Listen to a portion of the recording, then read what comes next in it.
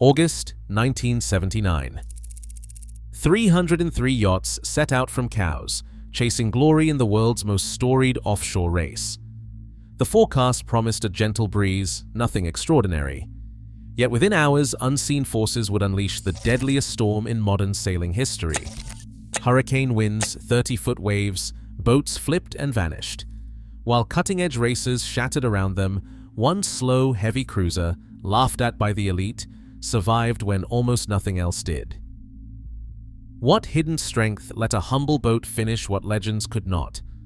The answer, and the cost, begins at the starting line. Sunlight glinted off polished decks as 303 yachts pressed together at the starting line off Cowes.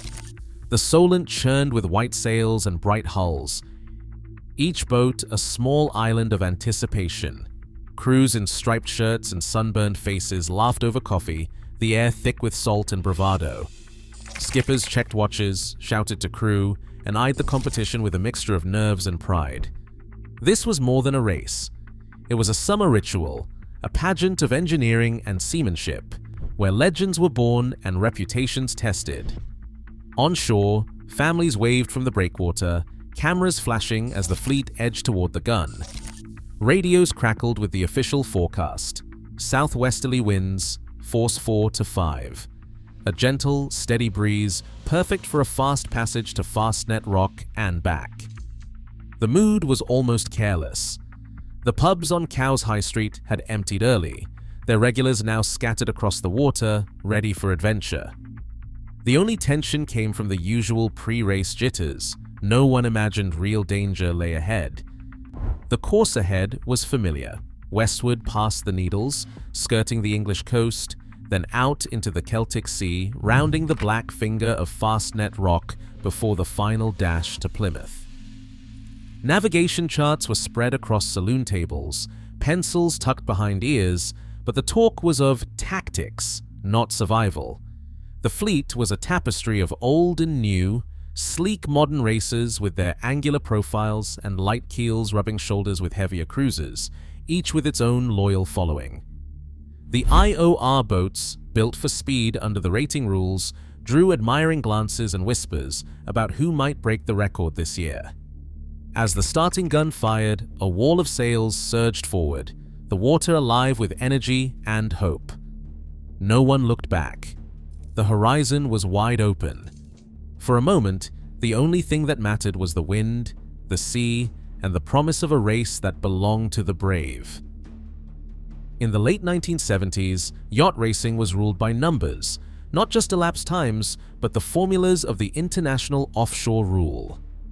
Designers obsessed over the fine print, searching for any advantage hidden in the rating tables. The IOR encouraged boats with wide beams amidships and pinched ends, shapes that looked fast on paper and measured even faster. Hulls grew broader in the middle, sterns tucked in sharply, decks flared to catch the wind. These choices shaved seconds off handicaps and promised glory at the finish line. But every shortcut comes with a cost. The wide beam that kept a racer upright in gentle breezes became a liability when the sea grew angry. Hulls optimized for the rule rode high and light, skimming across flat water but offering little resistance when a breaking wave struck from the side. Instead of slicing through, these boats would trip, rolling violently as the wave caught their flared topsides. Once knocked over, their broad decks pressed flat against the surface, creating suction that pinned them upside down. The very geometry that made them fast in fair weather made them stubbornly inverted. Designers knew the numbers, but the ocean had its own calculations. Stability on a calm day is not the same as survival in a seaway. The IOR's focus on measurement encouraged hulls that were quick to heal and slow to recover, with ballast ratios often sacrificed for lighter weight and higher speeds. The pursuit of ratings left a blind spot, the subtle balance between form stability and ultimate righting moment. Most crews trusted their boats because the rules said they should. Few questioned whether the rulebook's logic would hold up when the wind doubled and the waves turned square. As the fleet raced westward, the sky still bright and the wind steady, nobody was thinking about GZ curves or the angle at which their world might turn upside down. Yet hidden beneath the gloss of innovation and the promise of speed, the seeds of vulnerability had already been sown. Nightfall arrived with a suddenness that left no room for preparation. One moment the fleet rode a restless but manageable sea, the next the wind exploded, howling across the decks at speeds that climbed past 60 knots, then 70, then higher still. By midnight, the anemometers spun off their scales, registering force 10, then force 11, hurricane force, rare and violent in these waters. The barometers fell so rapidly that their needles jammed at the bottom, useless against what was coming. Radios that had been full of casual chatter now spat frantic distress calls and coordinates, voices barely audible over static and the roar of the wind. The sea itself transformed. What had been a rolling, predictable surface turned jagged and hostile. 30-foot waves rose up, their faces sheer and square, breaking with a force that felt deliberate. The shapes of the waves changed, no longer the long rolling swells of the Atlantic, but short, steep, and chaotic, the product of wind blowing against tide and current. Boats vanished into the troughs, swallowed whole, then shot skyward, only to slam down the other side. Pressure inside cabins shifted so quickly that ears popped, and the air felt thin and electric. On deck, crews fought for survival. Harnessed to lifelines, they braced against each new blast, hands frozen on rails slick with salt. Every movement was a test of nerve and timing. Masts bent under the strain, rigging screamed, and hatches buckled as tons of water crashed down. Some skippers tried to run before the wind, hoping speed would keep them ahead of the worst. Others turned their bows into the waves, engines coughing and dying as propellers lifted clear of the water. Each decision was a gamble with no good odds. Capsizes began to mount.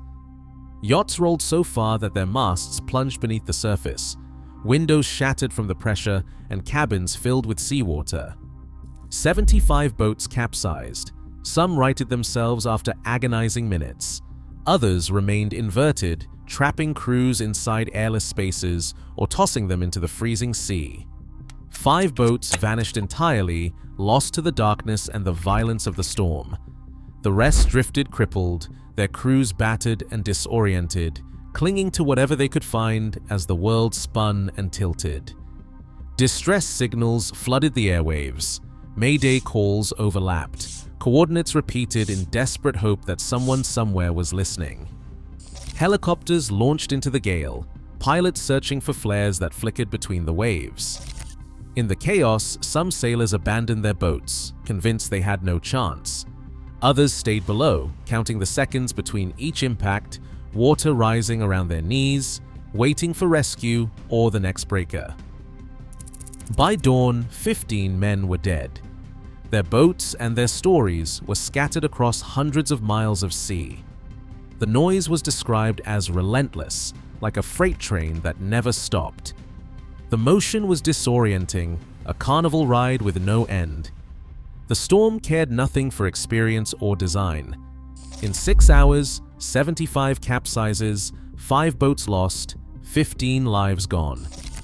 The numbers alone stunned, a brutal tally of a night when the world's greatest yacht race became a struggle to survive. The rescue operation that unfolded in the Celtic Sea was unlike anything seen in peacetime Europe. Unlike the usual Coast Guard call-outs, this was a full-scale, multi-nation effort against a sea intent on taking lives.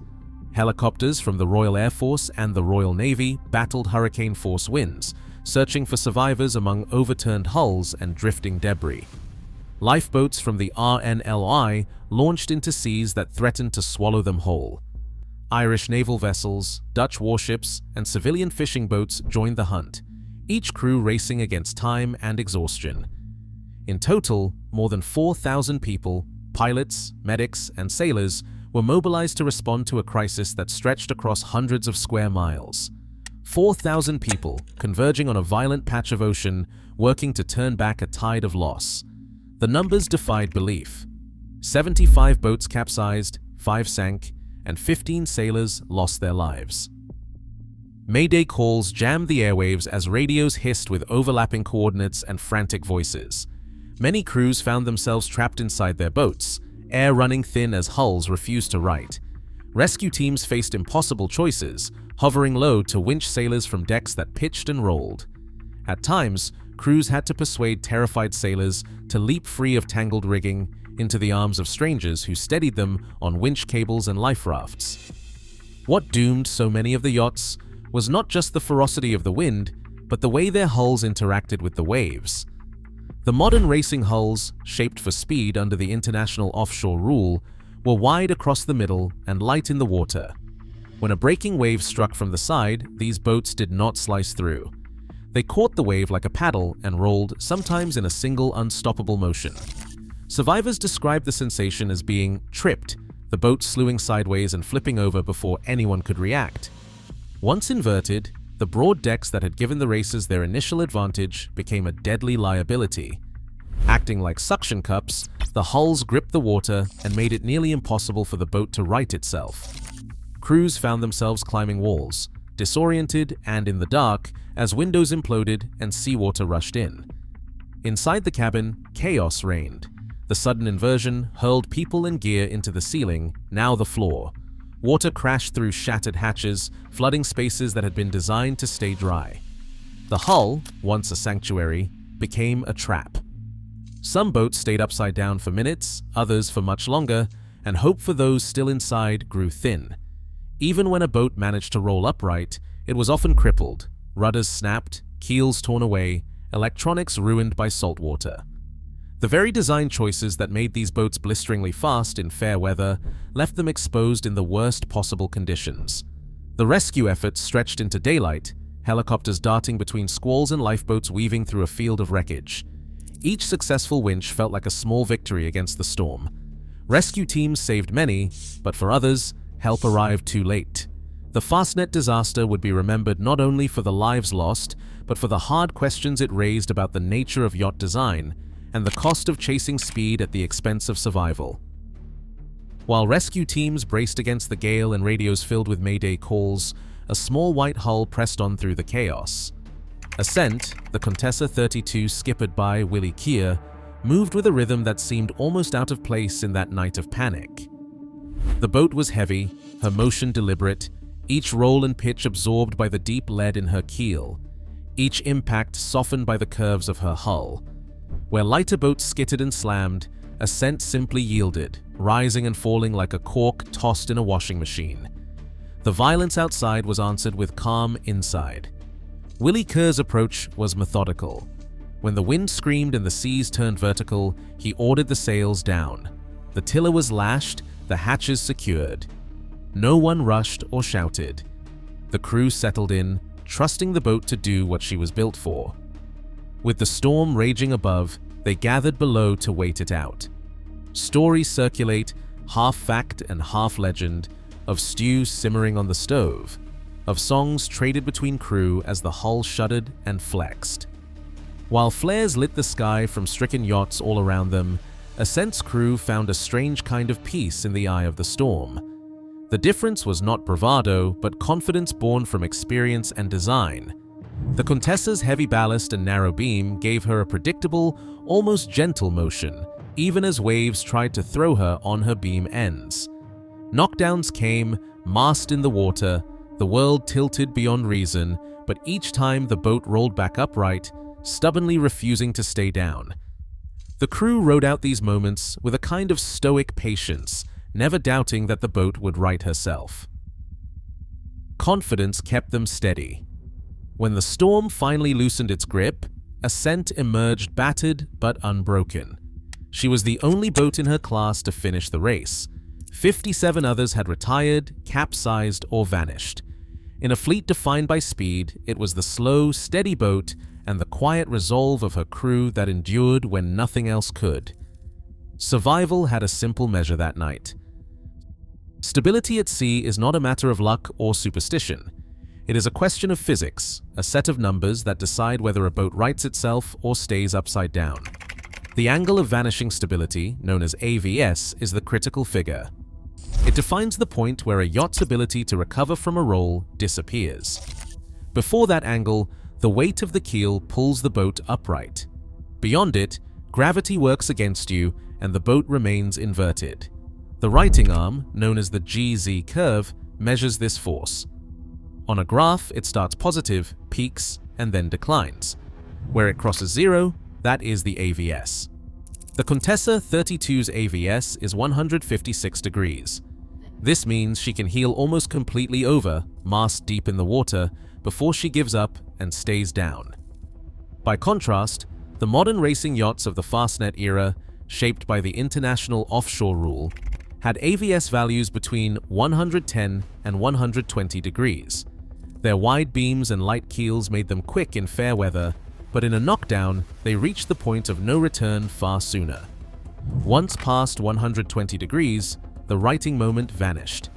The hull shape and the weight distribution allowed the ocean to pin them upside down, decks acting like suction cups, water flooding in through shattered hatches and windows. The Contessa's secret lies in her ballast. Nearly half her weight, about 50%, is deep lead encapsulated in the keel. This low center of gravity creates a powerful righting force. When a wave knocks her down, the ballast acts like a pendulum swinging her upright. The GZ curve for the Contessa climbs steadily, holding positive righting power long after the lighter racers have already lost theirs. It is a design philosophy that prioritizes survival over speed, predictability over thrill. In the chaos of the Fastnet storm, these numbers became fate. Boats with low AVS and small GZ curves stayed inverted, their crews fighting for air. The Contessa 32, with her 156-degree threshold, simply refused to stay down. She was not fast, but she was relentless, always returning to her feet no matter how violently the sea tried to keep her under. Today, yacht design still chases speed, yet the sea remains unchanged. In the harshest moments, a 156-degree angle of vanishing stability means survival, not style points. The Contessa 32 endures as a benchmark, proof that true safety isn't retro, it's timeless physics. When the ocean decides to test us again, only engineering rooted in respect will bring us home. Tell me, would you trust your life to fashion or to fact?